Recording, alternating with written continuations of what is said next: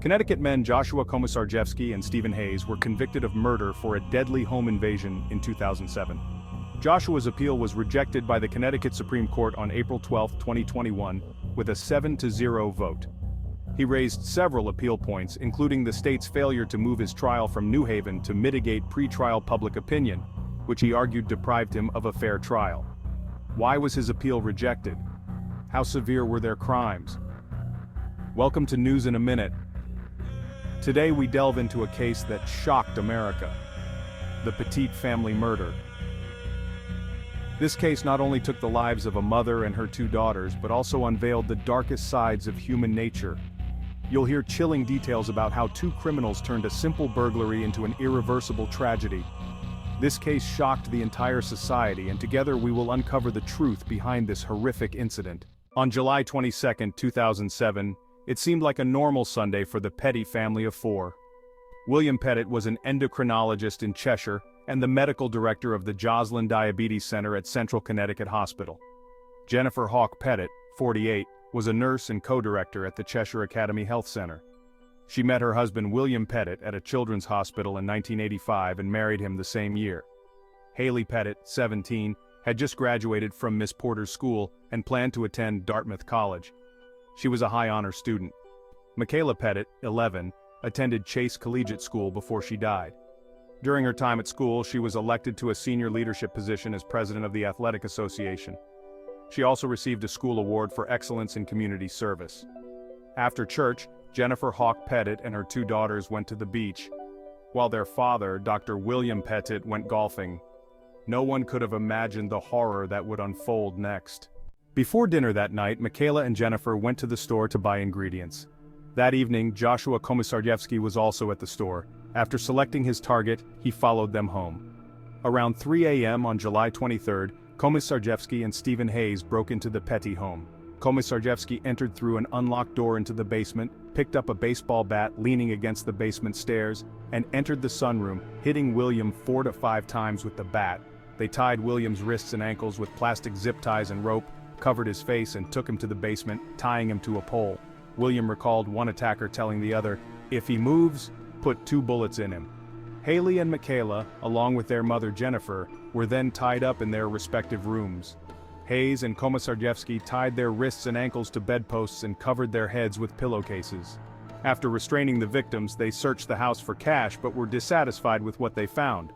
They then found a checkbook with $40,000 and decided to steal $15,000. Hayes later purchased $10 worth of gasoline, which he put into 2 cans taken from the Petit home. After returning to the house, Hayes took Jennifer to the bank. Hayes forced Jennifer to withdraw $15,000 when the bank opened. Jennifer told the bank teller that 2 men were holding her family hostage at their home and threatening to kill them. The bank manager called 911 while Jennifer was still with the teller and reported the situation to the police. The manager immediately updated the 911 dispatcher on Jennifer's situation as she left the bank. The manager told the dispatcher that Jennifer indicated the intruders were being nice, and she believed they only wanted money. However, it was too late when police arrived at the Petit home. Upon returning to the house, Komisarjevsky sexually assaulted 11-year-old Michaela. He used his phone to photograph the rape and assault. He also provoked Hayes to rape Jennifer. William heard his wife's ordeal upstairs. He shouted, "Hey!" and then heard an intruder say, "Don't worry, this will all be over in a few minutes." At this point, William managed to free his hands, jumped down the stairs, fell at least once, and eventually made it out the door, successfully escaping. Somehow he crawled and rolled to a neighbor's house. He said his neighbor initially didn't recognize him because he was covered in blood. Doctors later said William lost up to 7 pints of blood. The neighbor then called 911. But it was too late for his wife and daughters. While Hayes was raping Jennifer on the living room floor, Komisarjevsky told Hayes that William had escaped. Hayes then strangled Jennifer. They doused Jennifer's body and parts of the house, including the girls' bedrooms, with gasoline to destroy evidence. They set the house on fire and fled the scene. Haley broke free from her restraints and ran out of her bedroom but collapsed in the hallway and died from smoke inhalation. Her body was found at the top of the stairs. 3rd and 4th degree burns on her feet indicated she was very close to the fire when she died. Michaela's body was found in her bedroom. She was still lying on the bed, her hands tied to the bed. Michaela's burns might have occurred while she was still alive. Hayes and Komisarjevsky were later captured by police while trying to flee the scene. The home invasion lasted 7 hours. They both confessed to the murders. Both perpetrators claimed the other was the mastermind of the home invasion. Komisarjevsky also blamed William for the murders, calling him a coward and claiming he could have saved his family if he wanted to. Although Komisarjevsky claimed to be the mastermind behind the deadly robbery, he shifted blame to his accomplice, accusing him of strangling William's wife and setting the house on fire, resulting in the deaths of the couple's 2 children. "To this day I don't know why it happened, I just wanted money. That's all I was after," said Komisarjevsky. Hayes stated that he and Komisarjevsky originally planned to leave after he and Jennifer returned from the bank. But then, he said Komisarjevsky told him he had sexually assaulted Michaela. "I started to freak out," Hayes said. "Then I looked out the window and saw an unmarked police car. I just lost it." He said what happened next, including his assault on Jennifer, wasn't really me. "I wasn't thinking straight, I didn't know what I was thinking. This was totally out of character for me and I've never done anything like this," he said. Hayes and Komisarjevsky blamed each other, claiming the other escalated the crime and ignited the arson. Komisarjevsky's legal team tried to persuade the court that Hayes escalated the violence from robbery to triple murder to avoid the death penalty. Komisarjevsky's lawyer Bansley attempted to portray his client as cooperative with the police after his arrest. Bansley noted that Komisarjevsky informed the police that 3 women were still inside the burning building. Jennifer might have been dead, but the 2 girls might have been in the upstairs bedrooms. Bansley pointed out that Komisarjevsky took a towel to stop William's bleeding from the baseball bat attack at the start of the home invasion. Komisarjevsky also gave William a pillow to lean on while he was tied up in the basement. The 2 were tried separately. Hayes was convicted on October 5, 2010, of 16 out of 17 charges related to the Cheshire murders. Hayes was formally sentenced to death by Superior Court Judge John C. Blue on December 2, 2010. Komisarjevsky's trial began on September 19, 2011, and he was found guilty on all 17 charges on October 13, 2011. On January 27, 2012, Judge John Blue sentenced Komisarjevsky to death by lethal injection, with Connecticut abolishing the death penalty in 2015. Their sentences were commuted to life imprisonment. As of August 16, 2016, Hayes and Komisarjevsky were transferred to different prison facilities in Pennsylvania to serve their sentences.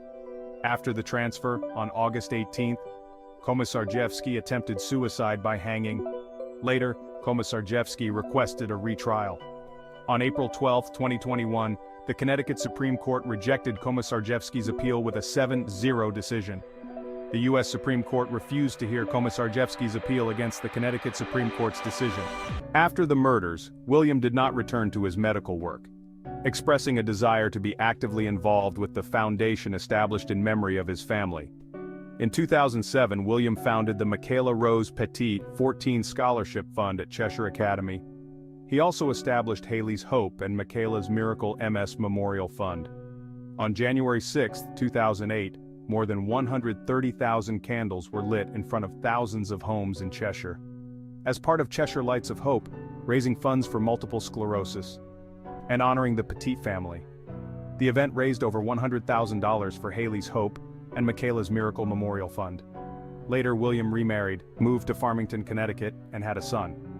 In October 2013, William announced he was considering running for Congress as a Republican, but ultimately decided not to run. However, in May 2016, William announced his candidacy for the Connecticut House of Representatives in the 22nd District. William was elected, defeating 11-term Democratic incumbent Betty Boucus, and served in the Connecticut House of Representatives until January 2023. William condemned the Connecticut Supreme Court's decision to abolish the death penalty in August 2015, stating he believed the court overstepped its authority, and urged the court to give greater consideration to the emotional impact, especially on the victims and their loved ones, in death penalty cases. The 2 men remain in prison. However, the decision to abolish the death penalty sparked widespread controversy, particularly among the victims' families. Is such a sentence enough for those who took lives in such a brutal manner?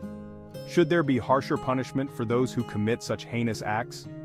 This tragic case not only dealt a heavy blow to the victims' families, but also prompted deep reflection on the judicial system. Was justice served? These questions are worth pondering. If you're a fan of true crime stories, don't forget to subscribe, comment, like, and share. This is News in a Minute.